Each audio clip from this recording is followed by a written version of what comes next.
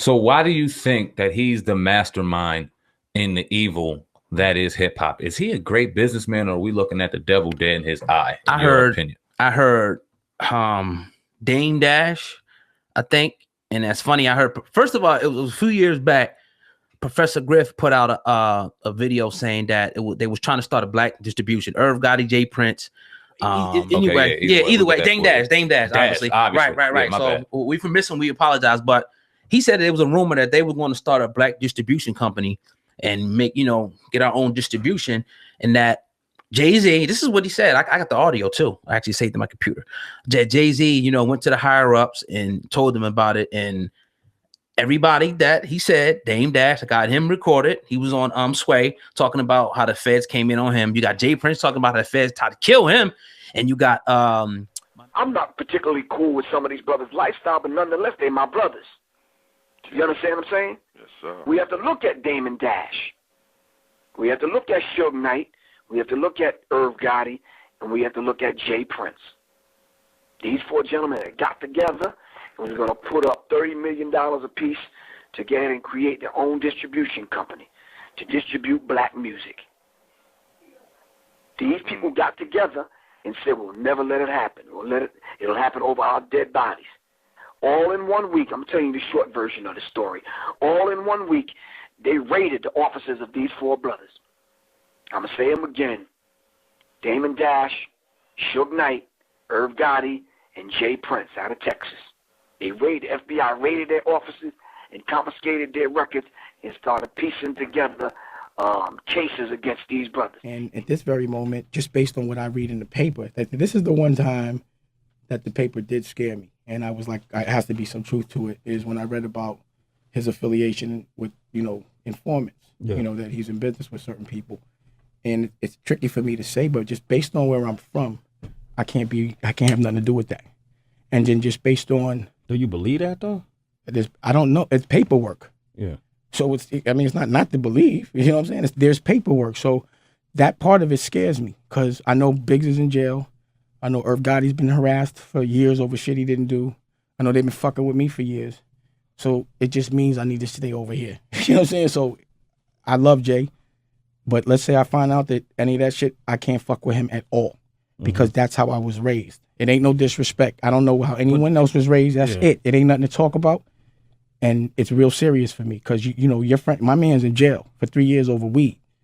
The feds is really on me. It's not like they not. And where I'm from, that shit is not tolerated at all. So because of that, I can't even really, until that gets, that's the only conversation I could have with him until we could move forward. But that ain't for me to be airing out here. It's a question you asked. But just because of what I read in the media, I can't really be over there with him. I have no more opinions about it until I have a one-on-one with him, because of what I know. That's it. Yeah. But I'm like, yo, that doesn't, that's it. So that's meaning when people ask me about him right now, that's politically, there I am being politically correct, because I'm scared. Okay. You understand? That's fear. I'm on record saying, like, I don't know what the fuck's going on. All I know is my man's in jail. All I know is my other man that was with me got fucking a money laundering charge, some old stupid shit. Everybody know Irv's not a criminal. This shit is real, man. And that's all I know. So all I know is based on those rules. I just can't, that's that.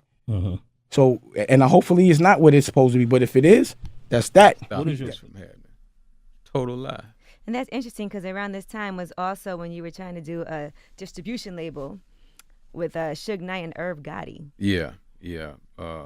Myself, Suge, and Irv, we were contemplating doing the first black-owned distribution company. And coincidentally, one may think, all of us was being hit up around the same time. So we understand what happened with Irv, them, and Suge, and I'm the last man standing. Speaking of that a little bit, Special Agent Jack Schumacher, he was leading an investigation against you, and he killed 6 people in the line of duty, all of which he was investigating. Did you think they put him on your case to take you out? No doubt about it. No doubt about it. And I think the number is 8 instead of 6. It was 8? Oh, damn. Yeah.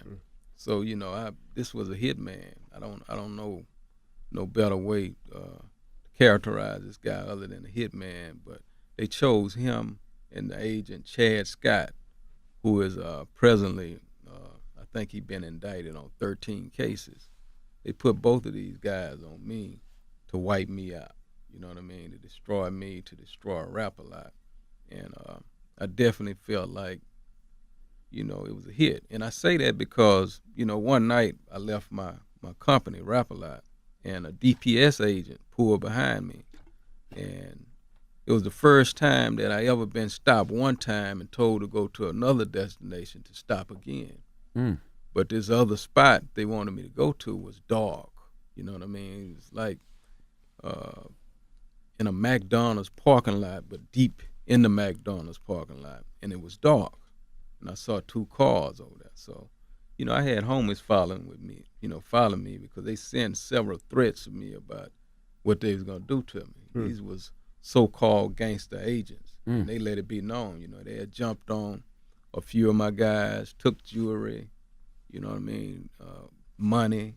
You know, they was doing a lot of scandalous things. So as I pulled over and I looked in that parking lot, I'm like, shit, I'm not pulling in that parking lot. So I pointed, I'm gonna go over here to this service station. Pull fucking over on the loudspeaker, he told me. I said, no, I'm gonna go across here. So I went across the Shell service station, and the officer got out the car and was like, you were swerving. I say, what's the problem, officer? I say, no, I wasn't doing no swerving. Why you didn't pull over where I told you to pull over? I say, sir, I didn't want you to think I was trying to hurt you in that dark, and I didn't want to think you was trying to hurt me. What's the problem? You were swerving. I said, no, you got the wrong man. I don't drink. I don't even smoke. I wasn't swerving. At that time, he asked me, where are your guns? I say, my guns is under my seat. I say, my hands is on the steering wheel. What would you like me to do? How much money you have in your pocket? I say, well, you need some money or something? Why you asking me about my money? So I got out the car, right? And to make a long story short, you know, I'm watching his eyes, so I see him looking over at these guys. And I think some kind of move was made because one of the guys, Chad Scott, pulled over, and the man had like football paint on his eyes and an army fatigue suit, you know what I mean? He whispered something in his ear, and at that point, you know, they decided to give me a warning ticket.